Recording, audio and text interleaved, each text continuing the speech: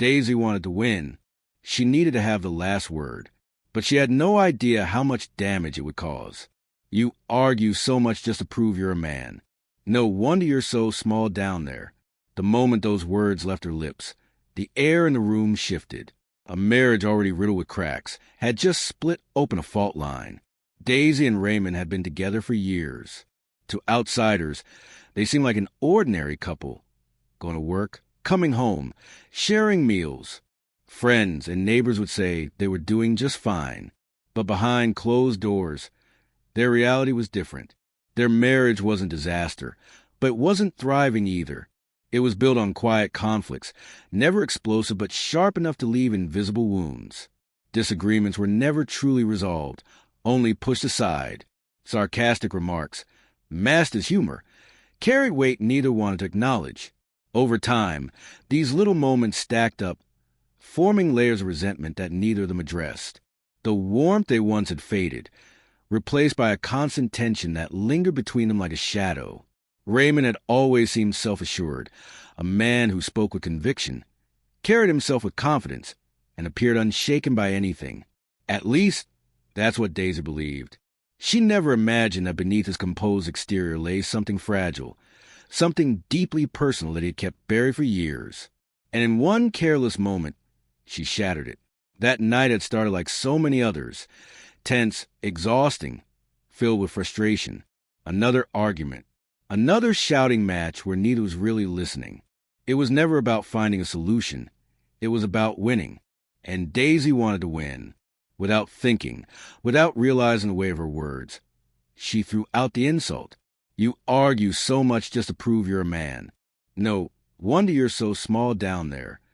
The instant the words escaped, she felt a shift. The anger in the room didn't explode. It evaporated, but not in the way she expected. Raymond didn't shout. He didn't snap back with his usual sharp remarks. He didn't fight. Instead, he just stopped. His expression turned to stone. His jaw tightened. His hands clenched ever so slightly at his sides. And in his eyes, Daisy saw something that made her chest tighten. It wasn't just anger. It wasn't just frustration. It was something far worse. Pain, betrayal, humiliation. She had touched a wound she was never meant to touch, torn open something raw and hidden even from her. And just like that, without a single word, Raymond turned and walked away. The silence that followed was worse than any shouting match. Daisy stood there, waiting for him to come back, to yell, to argue, to fight. That's how it always went. Fights had patterns. Tempers flared. Someone stormed off, but eventually they returned. But this time, Raymond never did. Even if it was just a simple acknowledgement, even if it took time, this time was different. That night, Raymond didn't return to their bedroom. At first, Daisy wasn't concerned. She assumed he needed space, that he'd cool off and slip back into bed once he was ready. But when she woke up the next morning and instinctively reached for him, her fingers met only cold sheets. The other side of the bed was still untouched. A knot formed in her stomach. He had never done this before. No matter how bitter their fights became, he had always stayed. Even if he turned his back to her, even if they lay in silence, he never left their bed. Unease creeping in, she got up and searched the house. When she finally found him, he was sitting on the edge of the guest room bed, staring at nothing. Something was wrong. He wasn't packing a bag. He wasn't pacing, wasn't clenching his fists in frustration. He wasn't even brooding. He was just still, completely detached, like a switch inside him had been flipped, shutting him down entirely. Daisy lingered in the doorway, waiting for him to speak. He didn't. "Raymond," she called softly. No reaction. "Why are you in here?" Silence. She stepped closer, searching his face for something, anger, sadness, anything. But there was nothing. She pressed him for an answer, asked if he was still upset, if he was coming back to bed. He barely acknowledged her. When he finally did speak, it wasn't to argue or tell her how much she had hurt him. It wasn't to lash out. It was just quiet. And somehow, that silence was louder than any words he could have said. Their marriage was already slipping away. Days passed and nothing changed. At first, Daisy convinced herself it was temporary. He'd get over it, she told herself. She went through the motions, pretending things were normal, certain it was only a matter of time before he snapped out of it. But he never did. He avoided her at every turn. If she walked into a room, he walked out. If she tried to start a conversation, she got nothing in return. If she reached out to touch him, he recoiled. It wasn't just anger. It was something far worse. It was as if she had already disappeared from his life, desperate to bridge the growing distance. She tried everything. She cooked his favorite meals, hoping the familiar comfort of home-cooked food would bring him back to her. He barely touched his plate. She tried joking, hoping to break the tension. He didn't so much as smile. She reached for his hand when they passed each other, but he tensed at her touch. Nothing worked. And that's when she realized something terrifying. For years, she believed that as long as they were fighting, there was still something left to fight for.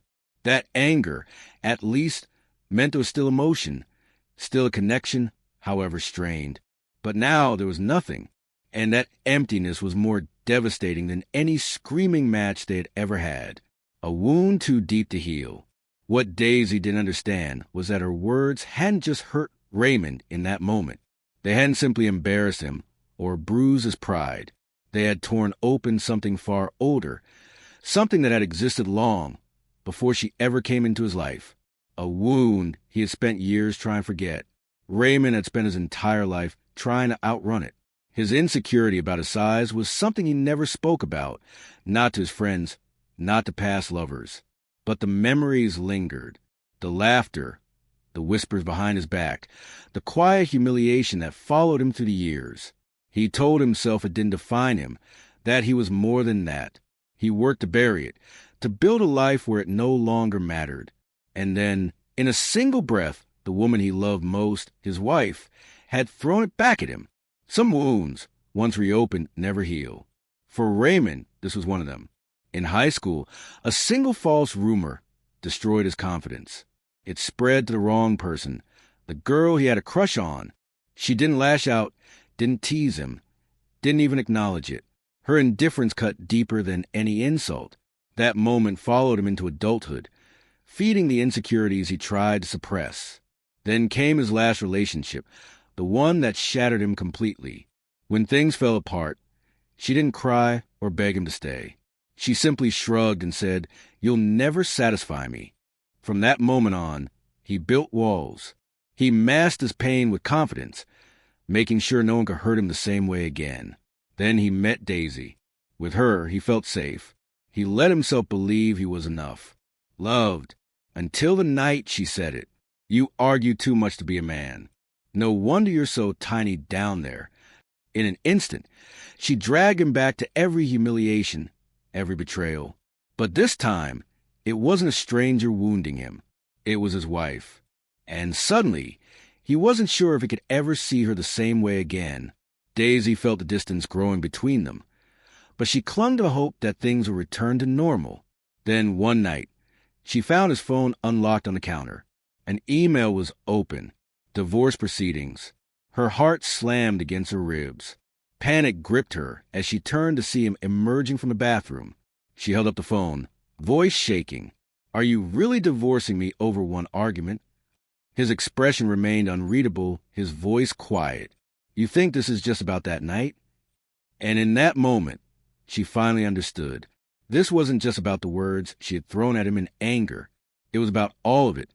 The fights, the unspoken resentment, the damage they had ignored for years. That night hadn't destroyed their marriage. It had simply been the last crack before everything collapsed. Desperate to fix what she had broken, Daisy tried everything. Apologies, gestures, reminders of the love they once shared. But Raymond remained distant. His silence spoke louder than any rejection. She had always believed regret could mend mistakes.